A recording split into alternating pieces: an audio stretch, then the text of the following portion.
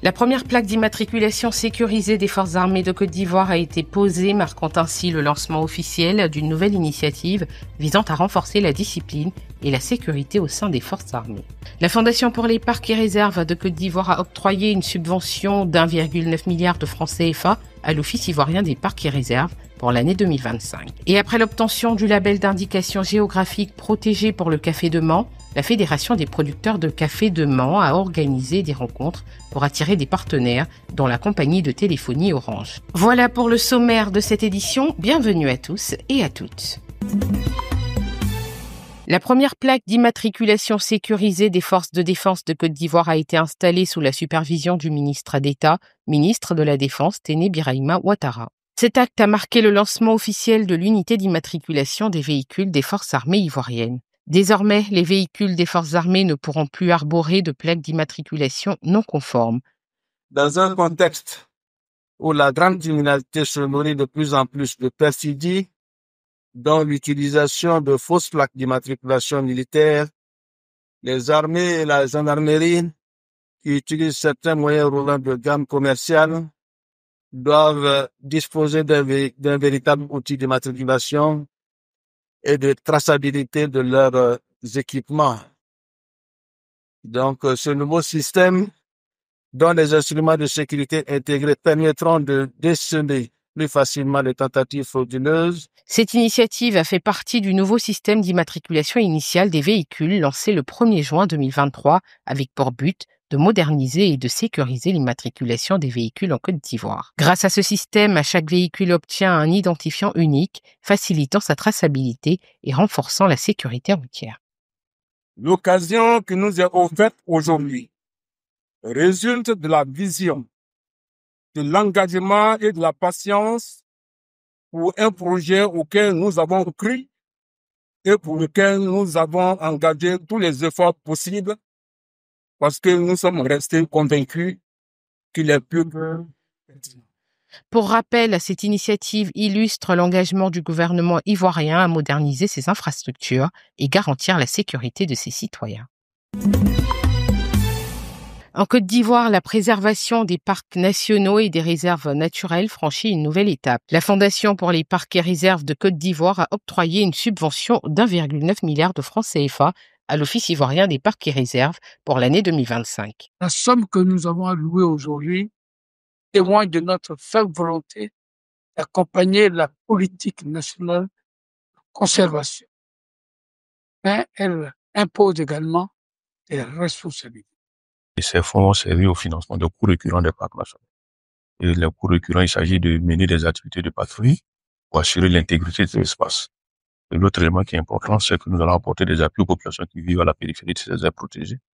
Et l'autre élément, c'est qu'on va mettre en place des séances d'éducation et sensibilisation des populations pour qu'elles contribuent à la préservation de l'espace.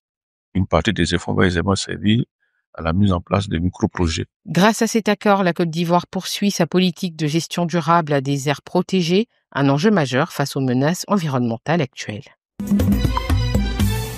La culture de l'évaluation et son rôle dans la transformation socio-économique des pays africains ont été au centre de la rentrée solennelle du Centre africain de management et de perfectionnement des cadres. Face aux défis du développement, l'évaluation des politiques publiques est devenue un outil incontournable pour améliorer la gouvernance et assurer une transformation efficace. La rencontre a rassemblé des membres de gouvernement, des experts ainsi que des représentants d'organisations internationales et du secteur privé dans le but de sensibiliser les décideurs africains à l'importance de cette approche. La culture de l'évaluation est bien plus qu'un processus technique. C'est un catalyseur de changement. En recourant à cette culture dans notre quotidien, nous pouvons conduire des pays vers une transformation socio-économique durable et inclusive.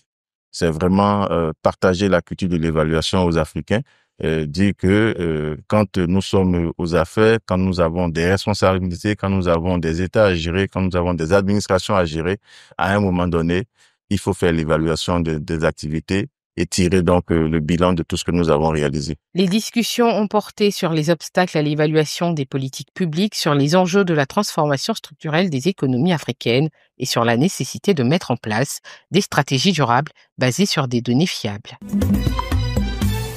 Après l'obtention du label en indication géographique protégée pour le café de Mans, la Fédération des producteurs de café de Mans, par le biais de son conseil d'administration, multiplie les rencontres pour attirer des partenaires et permettre aux planteurs de bénéficier des retombées économiques de ce projet.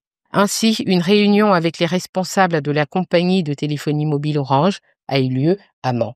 Nous avons reçu le label. Mais après le label, après le document, il faut faire la promotion, il faut faire la communication et il faut trouver des partenaires financiers. C'est à ce titre-là que nous avons rencontré Orange Côte d'Ivoire. Nous avons parlé de ce projet qui est le label le Café des Montagnes de Mans.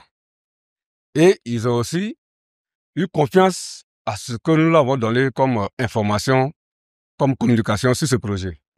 Alors, nous sommes en Mans parce que tout simplement, Mans est dans ma zone de localité, je veux dire d'action. Mais ce qui est important à signaler, nous avons été conviés par une organisation, j'allais dire fédération d'organisations des producteurs de café de Mans. J'allais dire plutôt le meilleur café de Mans.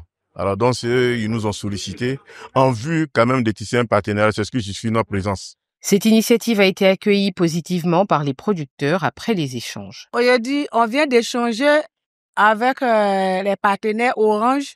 Vraiment, je viens de sortir de la salle. Je suis très content. Parce qu'aujourd'hui, à nos jours, on peut rien faire sans communication. Et tout ce que Orange nous a dit aujourd'hui, vraiment, on est content. Après cette rencontre avec les responsables de la FOPROCAM et les producteurs, une visite des champs a été organisée pour découvrir les méthodes de culture du café. Ainsi s'achève cette édition. Merci de l'avoir suivi. L'information se poursuit sur cette info et sur www.cetinfo.ci.